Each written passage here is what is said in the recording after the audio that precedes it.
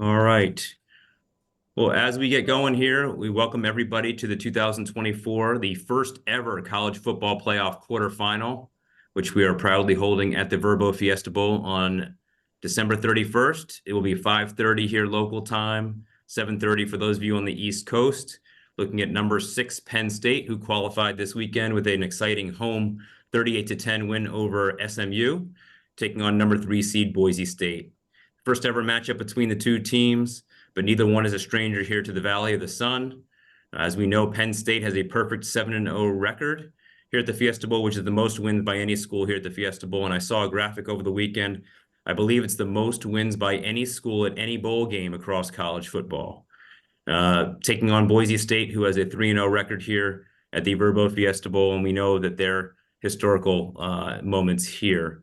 But not to be lost on that is Penn State, who enters with a 12-2 record. Like I said, 8th appearance here at the Verbo Fiesta Bowl, 2 pick sixes in the win over SMU the other day. And the Nittany Lions won the 1987 national championship here at the Fiesta Bowl. At this point, I'd like to introduce head coach James Franklin to give an opening statement, and then we'll take questions. Coach, good to see you again. It was an exciting win on Saturday, and welcome to the Verbo Fiesta Bowl once again. Well, we appreciate it. Obviously, excited to represent the Big Ten and Penn State University in the Verbo Fiesta Bowl. Real briefly, I would love to give a shout out to Coach Katie and our women's volleyball team. Just won the national championship. Phenomenal for a lot of different reasons, the success that they had this year. So I wanted to give them a quick shout out. But we are honored to be here and represent the Big Ten. And playing a tremendous opponent like Boise. Got a ton of respect from that university and that football program. They've really been an exciting team and an exciting program for a long time. A lot of history there, a lot of exciting games that I've been able to watch. Obviously, Coach Danielson's done a great job in year one, being promoted from within, former defensive coordinator. And has done a great job, has done a really, really good job understanding that team, understanding what they need to do to be successful. Obviously, we have a common opponent in Oregon, and they played them extremely well in their one loss, 37-34. But, this is going to be an exciting game and a tremendous challenge. Dirk Cutter, the offensive coordinator, is kind of a legend in the business. Everybody knows Coach Cutter and what he's been able to do. That'll be a real challenge for us. It was, I think, a brilliant move bringing him back. He's from Pocatello, Idaho. I spent a year in Pocatello, Idaho at Idaho State. Yeah, well, I'm guessing not if you're Ohio State, though. I'm guessing Hey, there's some guys, please mute. Again, once again, if you are on the line, please mute your lines. Thank you. Sorry, Coach. I guess they're not fans of Idaho State, I guess. But then obviously on defense, in Coach Chinander, defensive coordinator, again, got a great background and got a great history as well. And obviously Coach Danielson's very involved in that as well. Then Stacy Collins, their special teams coordinator, was on our staff here at Penn State, so he knows us well. And we know him as well. And, he's done a really good job. He was at Boise when we hired him and then returned back there, getting back to the West Coast. So real good opportunity, exciting.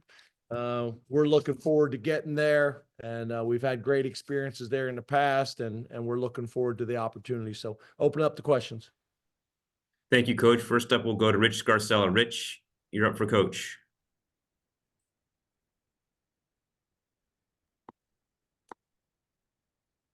He's muted, guys. Yeah.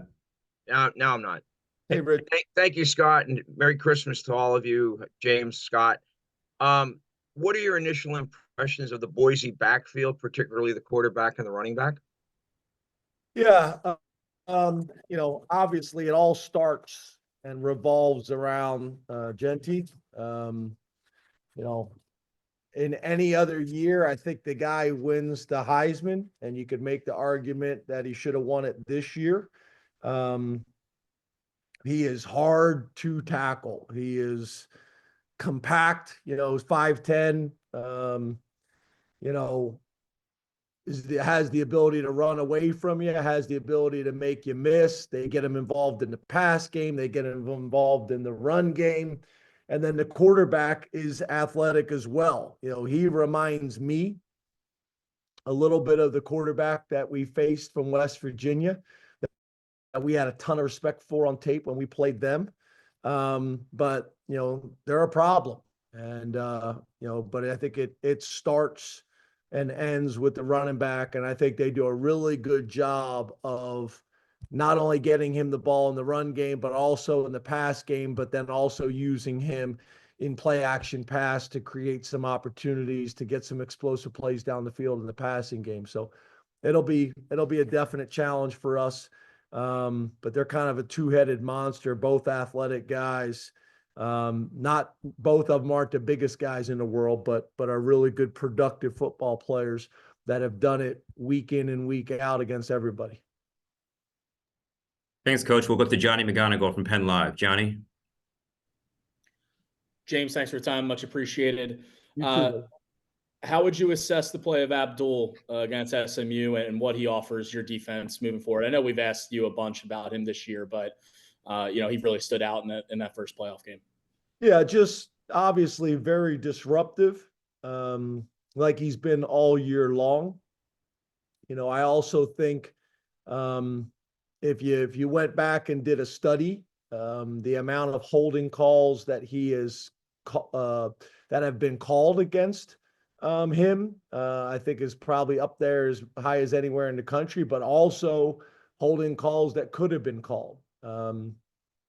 He is just a problem, and he's an issue in the run game as well as the pass game with tackles for loss, sacks. Just like, we're spending time talking about their running back, they're spending time talking about our defensive end and playmaker Abdul Carter. So that'll be an interesting matchup, and that'll be an interesting chess game with both coaches, but with both coaching staffs and how we use those guys so that they both can be as effective as possible in this game. Thank you, Coach. Audrey Snyder. Audrey, you're up. Hey, James, Merry Christmas. You too. Thanks. I just wanted to ask you a little bit more about Ashton Jeanty. You mentioned, probably would have been the Heisman winner any year, except for this one. Is there any back that he kind of compares you to, or that you'd compare him to throughout your coaching career, or any kind of guys that you think maybe are a little bit similar running style? Yeah, I'm not sure. I'm not sure. When you look at his stature, you're thinking about certain backs, but I don't know if I have somebody that jumps out in my mind that he reminds me of when I'm watching him on tape. Because really he does a lot of things really well.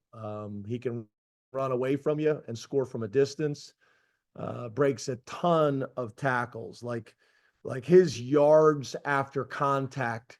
I think I saw or read it somewhere, like 1,300 yards of his rushing yards are after contact, which is like a ridiculous stat. I don't know if I've ever seen that before, but his ability to make people miss, break tackles, finish runs, is really impressive. But I don't know if I got somebody that jumps out in my mind in terms of he reminds me of this guy. But the thing that jumps out the most to me is 1,300 yards or whatever that statistic is after contact is a crazy stat, in college football. Thanks, Coach. Seth Engel from statecollege.com. Seth? Hey, James, thanks for the time today. Just in terms of this week, balancing transfer recruiting with practice and also the holiday, what exactly does this week kind of look like for you and the team? Yeah, so we practiced yesterday, kind of our normal Sunday practice, and then tried to help everybody get out of town. So we went early. I say normal, not normal, because we went early in the morning so guys could get out of here. Coaches worked a full day. but tried to get the guys out of here so they could fly, drive wherever they were going. Then they'll have off until Christmas Day evening. I want to make sure I term that the right way. We'll have a team meeting and practice that evening. So it's a little bit of time off for everybody. The coaches, we worked early this morning until this afternoon. Everybody's heading out of the office now, get a couple hours of Christmas shopping, then be able to spend time with their family. And then after that, after, Christmas Day around 5:00, we're getting into our normal game week. So for us, we always take whenever the game is and count back 7 days. And that's our normal game week. And we try to stick to that routine as much as we possibly can. It's been good to us. And our players and coaches believe in it. So, after that, we're kind of back to, things as normal, except obviously we don't have school and those things. Thanks, Coach. Devin Jackson, Philly Inquirer. Hey, James, thanks for hopping on here. Happy holidays. as well. Wanted to ask, obviously earlier this year you got to go cross country to USC. How do you kind of take that experience as you get ready to head to Phoenix, and what did you learn from that experience that you can apply here? Yeah, I think that's a good question. We spent a lot of time studying different NFL teams, different college teams that had West Coast trips and what they did, how they did it. So we felt like we had a good plan going to USC. And feedback after the game, from the players, from the staff, we thought we did the right thing. If you look at win records of teams traveling in the regular season, cross country is not great in really in either direction, but specifically East Coast teams heading west. But this is obviously different because it's not like a in-season game. It's also not like a traditional bowl with the amount of time that we're out there, but still enough time that we're able to get adjusted and get some work out there and get acclimated. So we feel good about it. We have a sports scientist on staff, and really tap into that resource as much as we can as well. But the combination of being able to go out and play well against USC, learn from that experience, and now travel to the West Coast again for this first round of the playoffs. I think there's value in us already doing that one time this year. Thanks. Mark Wogenrich, you're up. Hey, Mark. Hey, James. Excuse me. Merry Christmas to everybody there. After Saturday's game, you said, I'm at a point in my career where it's all about the players. Where are you at in your career now at this point going into the playoff? And has that arc changed over the last few years? Say that one more time, Mark. I'm sorry. After the game, you said, I'm at a point in my career where it's all about the players. So I wanted to gauge, where do you think you're at in your career, on your career arc, and what makes it all about the players now?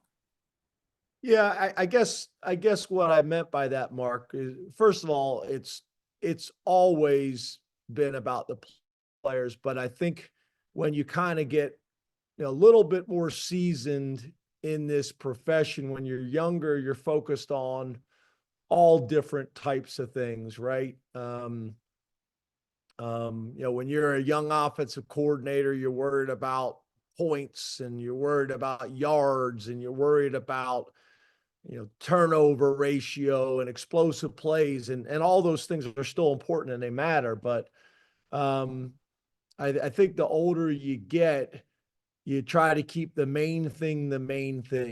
And at the end of the day, it boils down to our players having a tremendous experience while they're here at Penn State. And a part of that obviously is winning as many games as possible. And then also developing them as young men and as students. And then also trying to put as many of them in a position to chase their dream in the NFL as well. So it's for me, it just, the older you get, you kind of get rid of all those other things like stats and again, yards and stats and points and things like that. And it just really comes down to the players. It comes down to the relationships. It comes down to the staff. It comes down to the staff relationships and development. So it's more just about keeping the main thing the main thing. I think you guys know I've always been a relational leader. That's what has always kind of driven me in this profession, and it's been my leadership style. But there was still probably some time and energy focused on other things. And now I just try to keep the main thing, which is my family at home and my family at work. Thanks, Coach. We'll go to Bob Beeler from the Bronco Radio Network and a former resident of Central Pennsylvania. Hey, Bob. Coach, good to speak with you this morning. Congratulations on the win. Your running backs look like they have almost identical stat lines. So could you tell me a little bit about both of them, what maybe makes each of them unique? Well, we first of all, that's intentional. We try to keep those guys fresh, and we try to keep those guys healthy, not only for their careers here at Penn State, but afterwards as well. They're really close friends. They're really good complementary pieces. I know the expression is probably overused, but thunder and lightning, I think is a good expression or a good description for those guys. Nick has the ability to go the distance, with his speed and explosive ability. Katron, we call him Fat Man. Katron, he is a violent, physical runner. I think they both have aspects of that as well, but Katron is extremely physical. They're both smart, high football IQ guys. I think Nick is trying to kind of get on an edge and beat you with speed. Fat Man will try to run you over more times than not. But they've both been productive. We've been able to rotate both of them. There was some times during the season where both of them were banged up at certain points, but these last couple of weeks, they've been as healthy as they've been all year long. And I think it's showed up that way on film and statistically the last 2 weeks. So both been great teammates and great students and are thriving here. So it's really kind of how we would like to do it. I think there's times where both of them would like to just, get a few more touches and be the feature back. But I think they also struggle with that. They also understand this is probably in their best interest and our best interest as well, the way we do it. Thanks, Coach. Andrew Clay from Nittany Nation. You're up for Coach. Oh, there we go. Hey, Coach, you mentioned Christmas shopping. Do you do any of your own Christmas shopping? And my actual question is, how much do you talk about and try to teach the players about your history in the Fiesta Bowl? I mean, I think it was the 1987 game was 1 versus 2 in one of the greatest bowl games, I think, in the history of college football. Do you try to teach and learn about that and educate the players about one of the roots of Penn State football in this case? Hey, Scott, is there a way when they're talking that they could be on camera? Yeah, he was on camera and went right off when we called on him. So, Andrew, I don't know if you can pop yourself back up, please. It says my video is on. Is my video off? It did. It was just on, and then it went off right when you asked the question. Yeah, no big deal. I'll answer the question either way. Yeah. But we don't get into a whole lot of the history of these games because I don't think I don't necessarily feel like that the time is worth taking it away from preparing the specific opponent that we have this year, which is Boise. Our guys are very aware of our history here at Penn State, and we spend a lot of time kind of in the off season talking about those things, or different former players coming back, lettermen to talk to our guys, or guys on our current staff.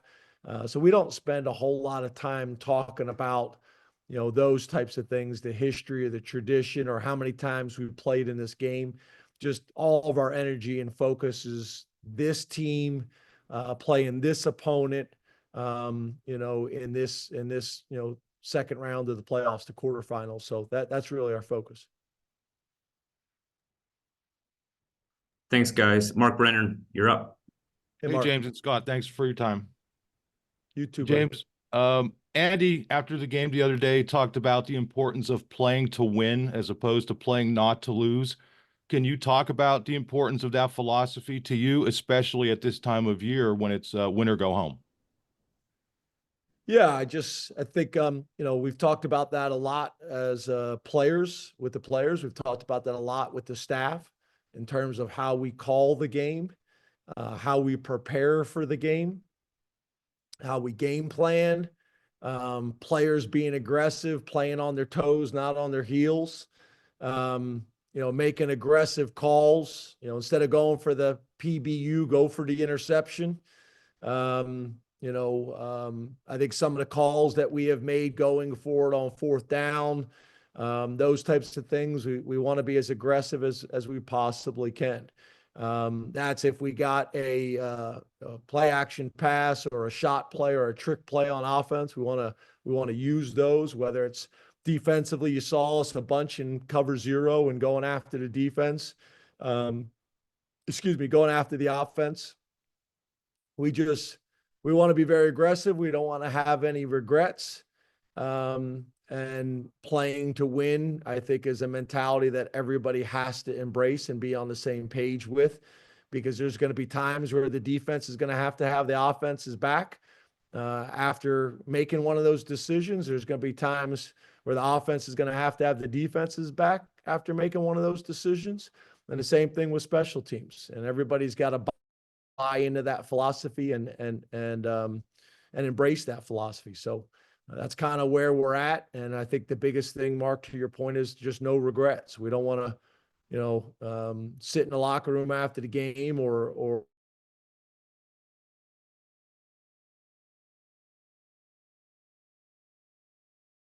woulda, shoulda, coulda. Want to be aggressive. And more times than not this year, those things have helped us. There's been a few times where it hasn't worked out. And there's also been a few times where it hasn't worked out, but the other side of the ball has had the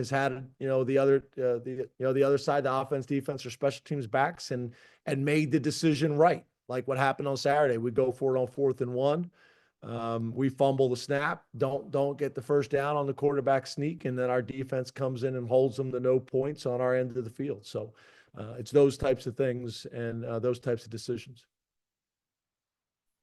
Thanks, guys. We'll go to John Wustrow from the Idaho Press. John? Hey, John. Hey, James. I'm sure you've been asked this question a lot from local media, but I'll ask you again. Tyler Warren, you use him in a number of different ways. Just how special does an athlete have to be to be that versatile? Hey, John, before Coach goes, do you mind just raising your hand once again so your camera pops up on the screen? Yeah, sorry. All good. There you go. Thank you very much. There you are. Yeah. John, your beard game is strong, brother. Thank you. Yeah, so Tyler Warren, obviously he's a unique guy. Everybody talks about obviously his production as a receiver and as a runner, but it's also as a blocker. He had some phenomenal blocks on Saturday. It helps that he's 6'6". He's essentially 260 pounds. He's able to block you like a traditional inline tight end or from the hip position. He's smart enough to line up at the number 1 receiver, the number 2 receiver, the number 3 receiver in the backfield as a fullback or H-back, however you want to describe it. He's able to line up and play the quarterback position, take snaps under center as well from the gun. He's able to throw the ball. He's a former quarterback. So there's just a lot of different ways that we like to use him, and also which makes him difficult to defend because as a defensive coordinator, you don't know where he's going to line up. If the threat always lines up in the slot or always lines up, in a 3-by-1 to the single side, if you always know where the receiver or the threat lines up, it makes it easier to defend the guy. But when he can line up really anywhere on the field, it makes it very challenging. And his football IQ, as well as his background in playing multiple sports, high-level baseball, high-level basketball, high-level football player in high school, And then on top of that, the fact that he played quarterback just gives us the flexibility to use him in a ton of different ways. We've done a lot of these things over his career, but with him being kind of the focal point at our tight end position this year, last year, he shared that role with a tight end who got drafted in the second round by the Giants. This year, he's doing that, as kind of the leader of the tight end room, but also one of the focal points of our offense.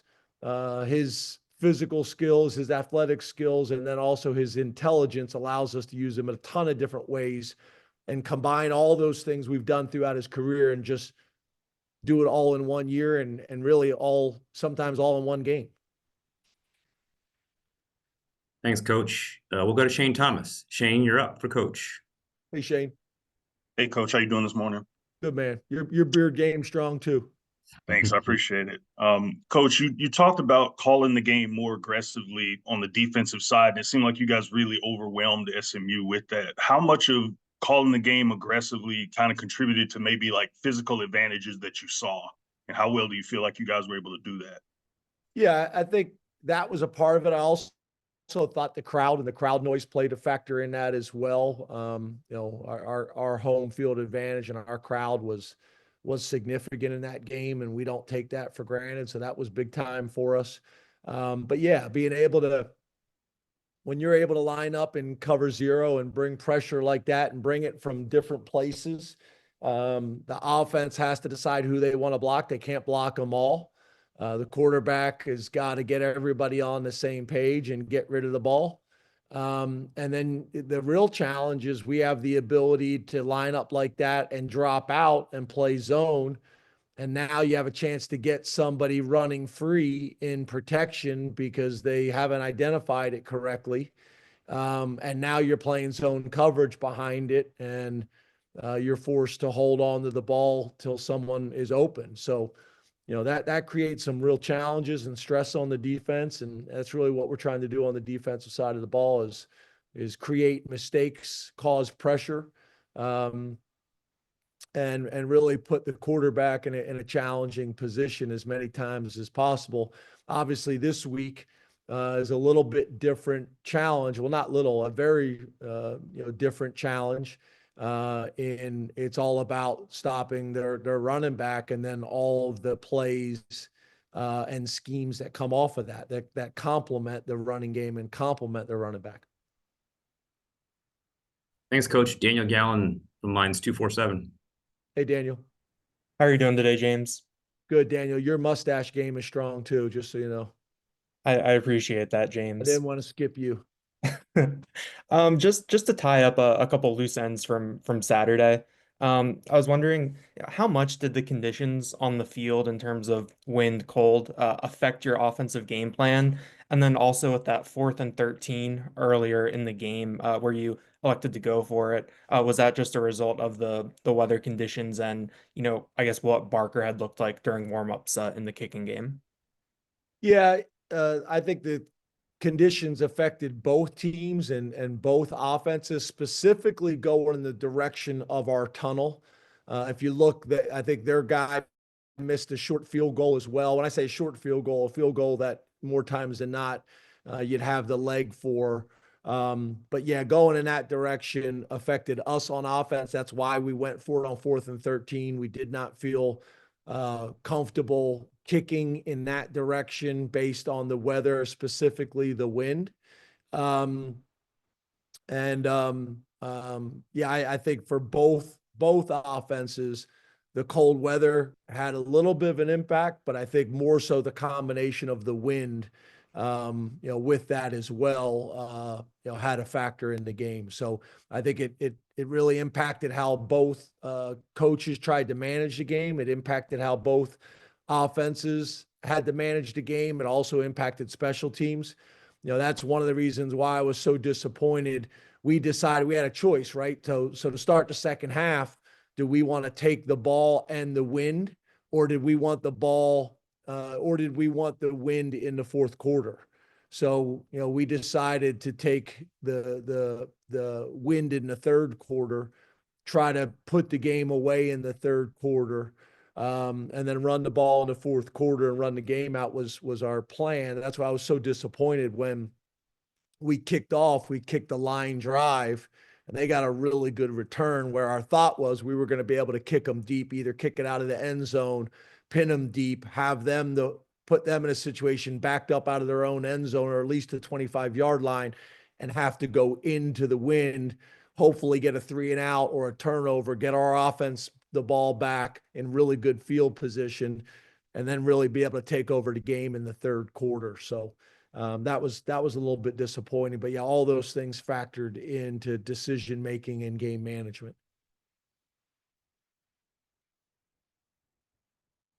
Scott, you're muted, Scott. I am. Sorry about that. Avery Hill, you're up from the Philly Inquirer. Avery. Hey, Avery. Hey, how you doing? Good, man. I just want to ask about Devon. Obviously, we kind of talked about him a lot, but just one, like, what is his impact, and especially like as a leader, how important is it to have a guy like Devon, down the stretch? Yeah, his leadership has been phenomenal. I'm really proud of Devon. His development, both on and off the field, has been phenomenal. I tell the guys all the time, like, Devon could teach a master's class on how to get the most out of your college experience, and specifically at Penn State. He's like the mayor of State College. He knows everybody in the community, he knows everybody on campus. We do a guest coach program where we have professors and donors come and be a part of our game experience and travel with us. And all of them come back to me afterwards and just talk about Devon and how he's handled himself. Same thing with our athletic director and the administration. If there's an opportunity for Devon to shake hands and meet people and build relationships, he's going to do it. He's extremely articulate in speaking to our team, tremendous messages. He's also very comfortable communicating with me things that I need to hear from a player's perspective as well. And then he's been a dominant player for us as a defensive tackle inside, able to hold the point, is very physical, has got the movement skills, and we like to move our defensive line and get those guys, moving and disruptive against offensive lines. He's able to do those things as well. He's playing his best football right now. He's going to have a chance at the next level too. So, I think just like baseball, you try to build your football team where you want to be strong up the middle. And when you're able to have, Devon and Zane at D tackle and Kobe, at middle linebacker, and then obviously Zachy and Jalen Reed at safeties, you feel really good about, the middle of your defense and building from there. Thanks, Coach. We'll go to BJ Rains from the Bronco Nation News up in Boise. Hey, BJ. Hey, Coach. Hey, two-parter for you. You mentioned your running backs kind of splitting action a little bit. I'm curious how much more impressive that makes what Ashton Jeanty is doing, 30-plus carries in 7 of the last 8 games, and just the workload, and if you can touch on that. And then also in your opening statement, you mentioned the history of Boise State, and I'm just curious if you could touch on that and your memories of those, the 07 Fiesta Bowl, and just your thoughts on their rise as a program, not even 30 years as an FBS program, and they're obviously reaching another step in their program, making the playoff here. Well, yeah, in terms of the running back, I mean, he's a beast. He's a beast in terms of his production on the field, but then also his durability from the interviews that I've seen. He's also a guy that kind of understands how to be a pro already at this point in terms of taking care of his body, rest and recovery and treatment and doing all the things necessary. I also think the way he's built and his running style helps with that as well. There's not too many people are able to get clean shots on him. So, all of it is super impressive. But I think, this stat that I mentioned earlier, the most impressive stat is the yards after contact. He's got more yards after contact than most of the elite backs in college football have in general, overall. So that's impressive. I spent some time in Idaho. I was at Idaho State. So spent some time in Boise and other places. actually played in Boise. When I was at the University of Maryland, we played Nevada in the bowl game there, had a great experience there, loved the city, loved the university. It's beautiful, had a great experience. I think the biggest compliment that I would give Boise is people in the coaching profession. You say to yourself, well, why are places good jobs and why are places, bad jobs? Why are some places struggle over their time and why do some places always thrive? And, obviously Coach Danielson's done a phenomenal job, but when you look at Boise's history, there's been a ton of coaches go there and have success all the way back to when they were in the FCS, winning the national championship. There's just, there's typically ingredients in universities that have allowed them to be successful. And it's in the university, it's in the community, it's embedded there. And that's why you've seen so many people be able to go there and have success. That's why, I think you heard earlier this year, Coach Saban talking on game day about some other places. And, people want to blame the coach. Well, there's been 4 coaches at this school. There's been 5 coaches, and none of those coaches have been successful. So maybe it's not just the coach. Maybe there's other things at the school that's not allowing the coach to be successful. Just like at Boise, there's been a recipe for success there. The administration, in my opinion, must get it. The town must get it. The university, all the way from the president of the university to the professors, all the way down to the students, they all get it. And to me, that's why places like Boise, in my opinion, have thrived. And the people that I know have worked there, they enjoy working there. They're treated in a first-class manner. The town loves it. They always get great crowds and great support. I thought the blue turf was something that differentiated them at a time that, let's be honest, it's hard to find ways to differentiate yourself in college football now. And that was something that also made them unique and interesting. And then what Coach Peterson was able to do there, obviously he took the program to a whole nother level and build it in such a way that other people could go in and continue building, on what he did, where some people, I know Coach Peterson very well. The guy's phenomenal and, is got humility, and he wanted Boise to continue to be successful after he left. And some of these coaches, they don't want that. They want to be the reason why. So I got a ton of respect for Boise, the university, the history, the traditions. We're excited to play them. They've played in these games before and played well, like the games you've mentioned against big time historical opponents.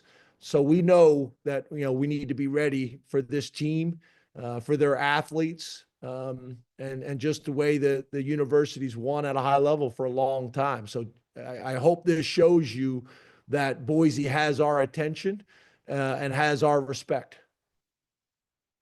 Great. Thank you, guys. And we'll close out with a hometown question from Jordan Spurgeon from Sports 360 here in Arizona. Jordan, you're up for Coach. Hey, Jordan. Awesome. Thank you, Scott. Hey, James. Merry Christmas. Thanks for the time. Wanted to ask you too, obviously football is what you're here for, but as someone who's been here, 2017 was the last time you guys played here. What are some other things you're looking forward to at the Fiesta Bowl, whether it's events, whether it's restaurants to hit up in the Phoenix area? What else are you looking forward to out here? Well, as you guys know, it's a phenomenal town, but this is a business trip for us. It's not like we're going to be, as you guys know, this isn't like the normal bowl games anymore. This is the playoffs and the second round of the playoffs. And we're still obviously under the bowl umbrella and very appreciative of the Fiesta Bowl. But this isn't like, when we would come there and go on trips and do different activities. We're there to play a game. It's similar. My first game ever at Penn State was in Dublin, Ireland against Central Florida. Everybody was talking about it being a cultural experience going to Dublin, Ireland. It was for everybody else.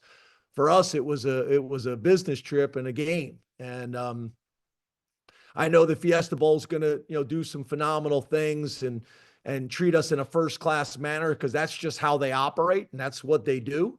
But for us, this is about, coming out there and getting our team ready to play a really good Boise team, and represent the Big Ten and represent Penn State University and our alumni and our lettermen, and our entire community the right way. So, it's not like we'll be out shopping or going to restaurants. We'll enjoy the weather, I'll tell you that. From what I understand, it's about 70 degrees. So I think today in State College it's about 72 degrees. So, we'll appreciate it. It'll be a little bit cooler there with you guys. So we'll appreciate the weather. Thanks, James. And having been there this weekend, the weather is about 50 to 60 degrees difference here. But Come on, Scott. Let me just kind of run with that a little bit. All right, we got you, Coach.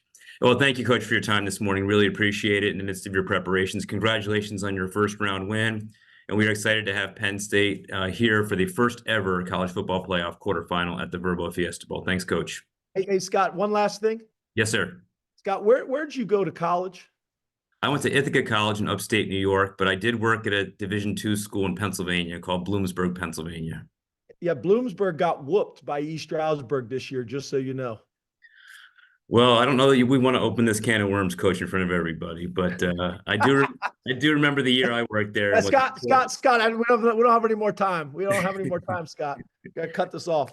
Sounds great. Well, thanks, Coach. Appreciate it. Thanks, everyone, for joining us here this morning. We do have Coach Danielson kicking off here at 12 noon Mountain Time, 2 o'clock Eastern Time. There is a Zoom link, a separate Zoom link that we'll have everyone on for. So thank you again. The recording and transcript will be available for you all. And also check out fiestabowl.org/media room. Thanks, guys and ladies.